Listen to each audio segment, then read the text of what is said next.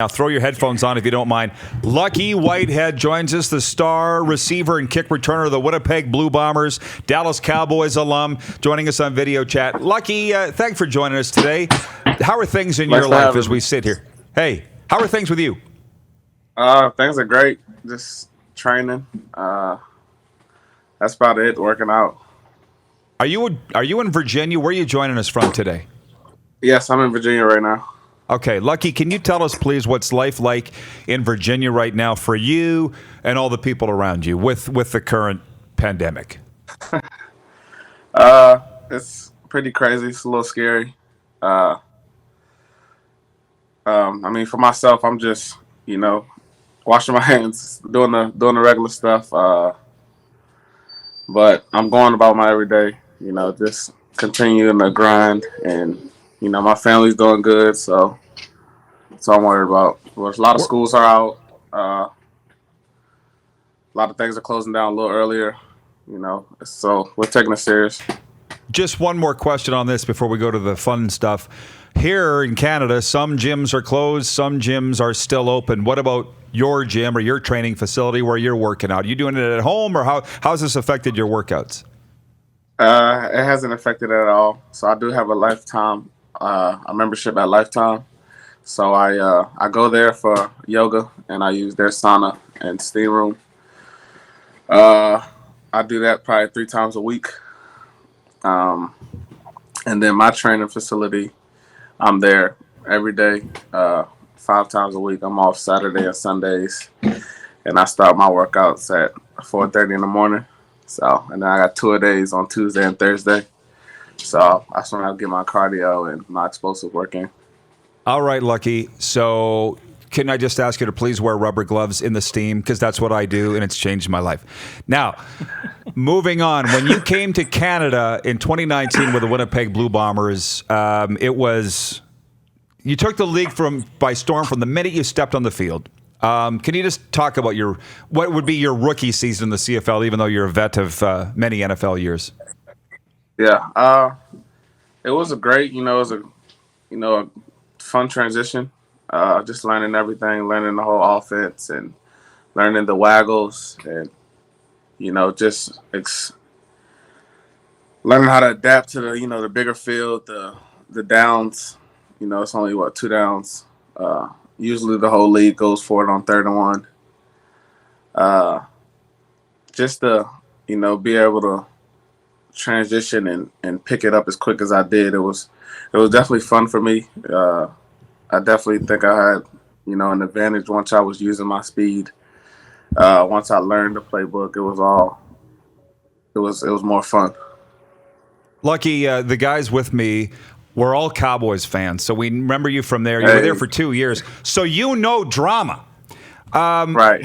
What was it like in Winnipeg with the ups and the downs, with your quarterback injuries and all the stuff, the Andrew Harris suspension, and then eventually culminating in a championship? Had you ever seen anything like it? No, I mean, it was a little hectic, just as far as the quarterback situation. The Andrew situation, it was a lot of ups and downs. The weather situation. But as far as the transition from coming from Dallas and then going to Winnipeg, I feel like the fans are definitely engaged just as much as they are in Dallas.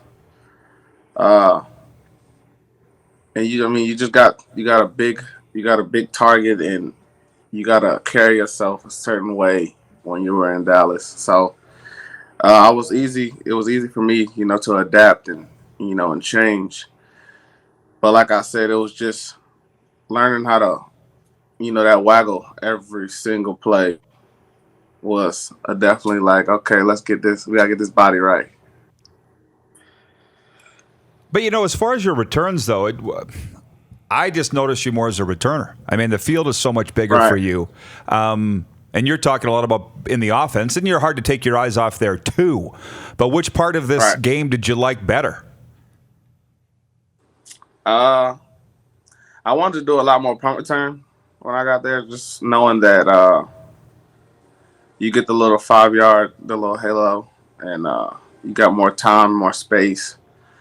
But we had another great returner in Janarian Grant, that came in and picked up the game as just as fast as I did. And I think as far as the NFL and the CFL, the kick return is like my first kick return was in San Diego, and I feel like the speed was faster, so I had to pick up my game, and as I got more games under my belt, I feel like it slowed down for me, and I could see everything a lot more different. So American rookies have to sign a mandatory minimum 2-year deal in the CFL. So I'm assuming you're under contract for 2020 and planning on being back with Winnipeg. What's your status now? And what are you looking forward to this year? Yes, sir. I had an option year that they picked up, so I'll be back this season, and I'm so excited, especially from as far as the work I've been putting in. The way my body feels amazing right now. So I'm feeling a lot more stronger, explosive, and it should be, another great year.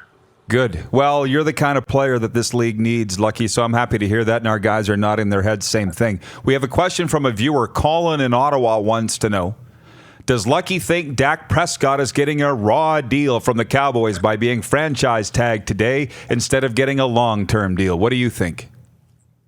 I think he deserves all of his money that he's asking for. Dak's a great guy, was a great teammate.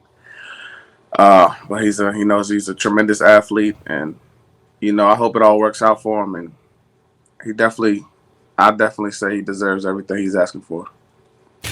This is from me. Where do you think Tom Brady is going to go in 2020? Wherever he goes, he's gonna win. That's a great question. Great quarterback. I try not to, when I'm away from football, I try to stay away from it. Just because once we're in season, it's just, it's night and day. You got this football. But I mean, honestly, I think he's gonna stay in New England. So we'll see. We had a poll last week, and the respondents, the majority said that. I mean, I don't. Yeah. I hope he goes. I hope he leaves, but that's just me. Here's a fun one for you, Lucky. We'll let you go after this. One of our analysts calls you Lucky Redhead, and we can see a little bit of it peeking out the back. What's the story on the? Yeah, there you go. On the red dreads. What's the story there? It's my favorite color. So, growing up, a lot of people did the normal. If you ever see like a lot of people with dreadheads, the normal dye color would be like a blonde or a brown or, a tannish, whatever. So when I was going to JUCO, I was just like, I wanted to dye my hair, but I wanted to be like a vibrant red, and so my mom's friend dyed it red, and it was, it's been red for about 8 years now, maybe. So now it's my thing. Well, I hope you don't change it. Looks like you got to go. Oh, he gone. Look at that. No, I'm gonna just bring my little smock in here that I rock when I'm learning how to cook right now. So where are you? Where are you? I thought you were in the gym. I'm in Virginia right now at home. Okay. No, I'm at home. I'm at home right now. What are you making for lunch? Well, I'm actually eating some leftovers. My mom had made a little pie, so I'm gonna have that. But I already ate that, and then I cooked some shrimp, so I'm good for right now. I'm gonna have a shake later. That sounds amazing. Has anybody in Winnipeg tried to get you to dye your hair blue, by the way? Would that be the next thing? That wouldn't be the first time. When I was in Dallas, a lot of people asked me to do it as well, to do it blue. But I can't see myself doing it. Well, you got a brand. You got a brand now. You're master chef. Yeah. Yeah, definitely. So now I'm learning a lot of new things. So. Well, good for you, Lucky. You're obviously staying busy during this pandemic, so I appreciate it. I've been a fan a long time, as I mentioned, Cowboys fans here. Yeah. Nick, too. So keep it up, continued success, and I know you got a lot of football left in you, man. So looking forward to seeing you here in 2020. Appreciate y'all. All right. All right, thank you. You're watching Rod Pedersen On Demand. For more of The Rod Pedersen Show, visit rodpedersen.com or follow Rod Pedersen on social media.